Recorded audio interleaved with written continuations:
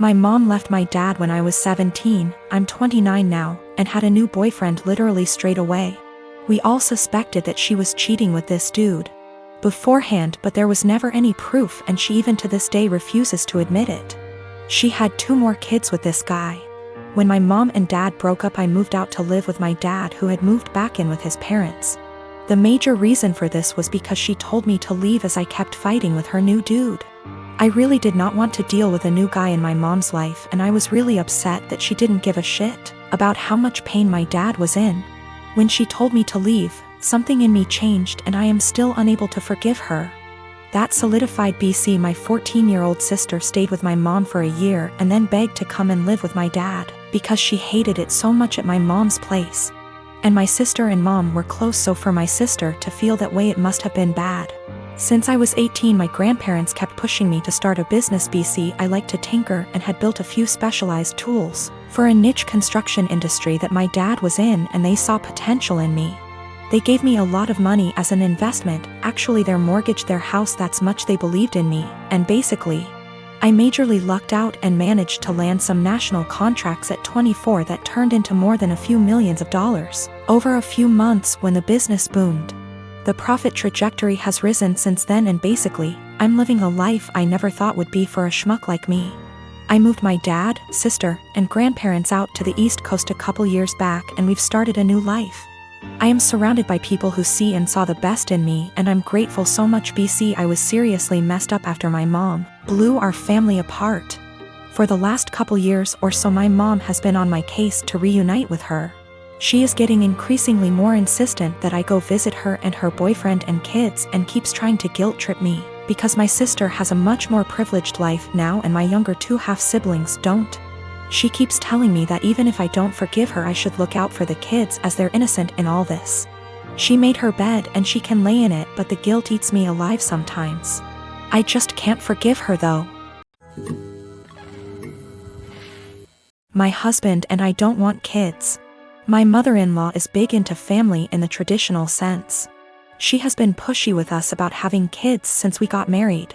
Literally the week after we got engaged, she started asking. My husband has always changed the subject, and has even told her that it's really none of her business. Every time we see her, she asks. Everything we do is built around the idea of us having kids. 3 years into our marriage, my husband said we might not even have kids, and mother-in-law would not hear it. At year 4, husband had a vasectomy and I had a tubal. So this weekend we were all at their home enjoying some barbecue and drinks and everything. When I get up to grab a beer, my mother-in-law asks me if maybe I should drink water instead, because wink wink nudge nudge.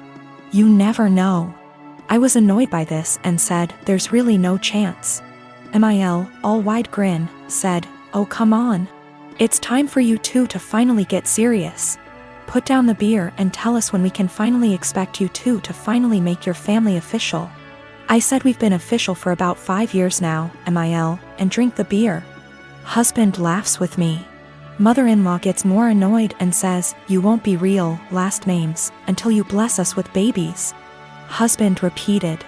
After about 15 minutes of the usual comments, I finally snapped and said, husband got snipped. I had my tubes tied. We're not having kids. You need to stop bringing it up. Period. Well, I thought I started WWII.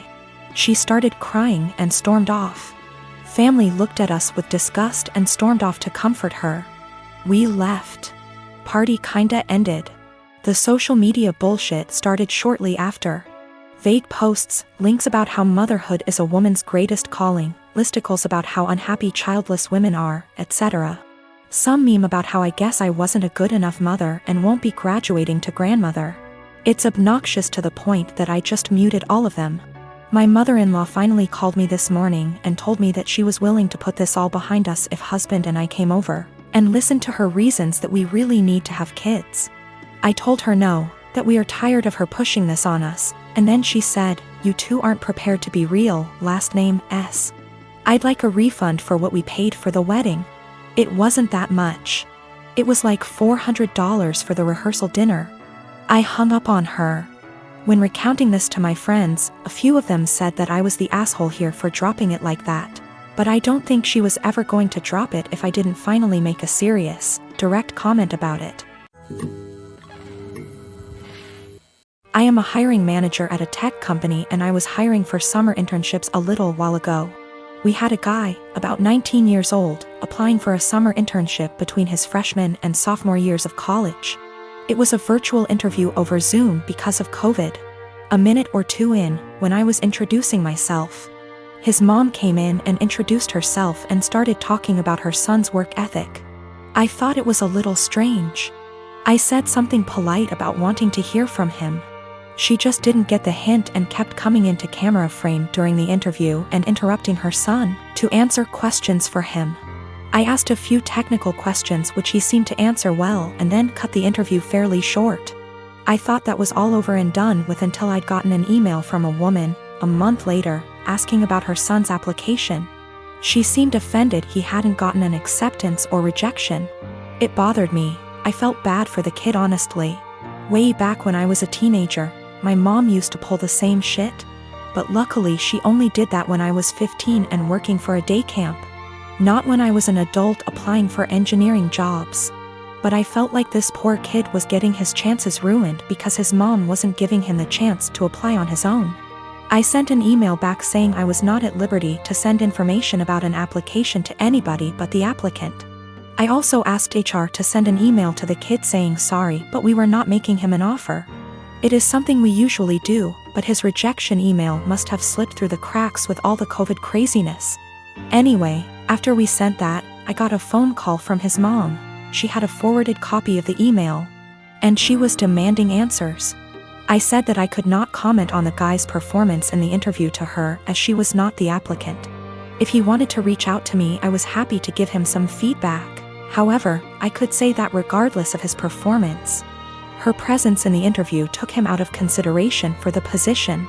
We were looking for an independent and self-driven person for the position, and for that reason, it is important to see an applicant speak for themselves, follow up themselves, etc.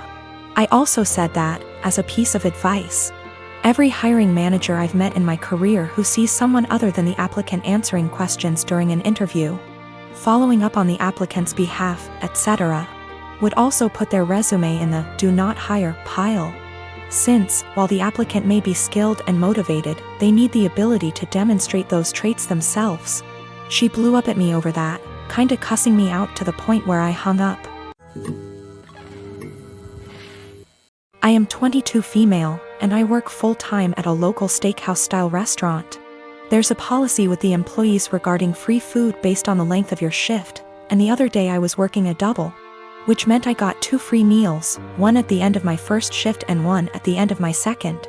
There are a few things we as employees can't pick for our free meals due to costs, but we still have access to nearly the entire menu. Another part of this policy is that if we pick something, and one of the ingredients required is almost gone, we're allowed to keep our pick and tell the customer that we're sold out of that particular item.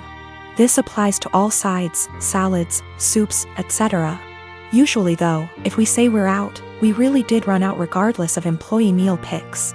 Anyways, on the day that I worked my double, we were about 2 hours out from closing and I sat a couple who were on a first date. Just assuming by some things they said, plus he name-dropped a popular dating app. When they were ready to order their meals, the girl just so happened to ask for sirloin. But that was the cut I chose for my second meal and we were down to our last one. I apologized and told her that we were out, and the pouted and told me she would need another minute to decide. Her date shot me a dirty look and told me he needed more time now, too, so I went to check on my other tables. They seemed to be having a good date, laughing a lot and smiling. But they were immediately quiet and standoffish every time I checked on them, and interrupted me with, "Just the check, please," while I was asking if they'd like any dessert. I brushed it off, as it's not the first time I've had a rude customer, and brought them their bill.